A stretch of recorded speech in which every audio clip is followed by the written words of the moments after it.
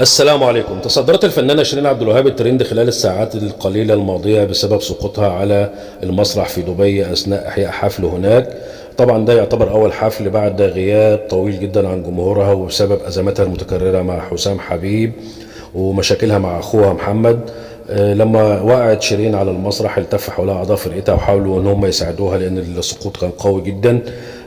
وصلت شيرين عبد الوهاب الحفل بسيارة فارهة وحيت جمهورها فور صعودها على المسرح، ومزحت جمهورها بسبب طول فستانها واللي طبعا كان بيعيقها عن الحركة.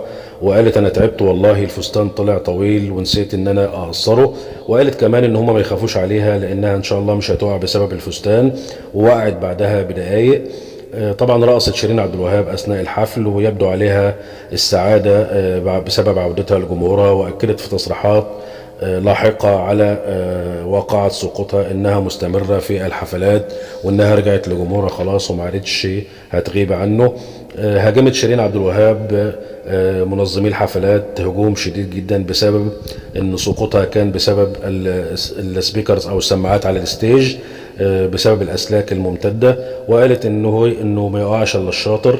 وقالت كمان انه لو هي كانت مأمنة على رجليها كانت طلبت تعويض كبير جدا عشان تأمن مستقبل اولادها. وطبعا اصيبت بكلمات وبنقول لها الف حمد لله على السلامه يا شيرين.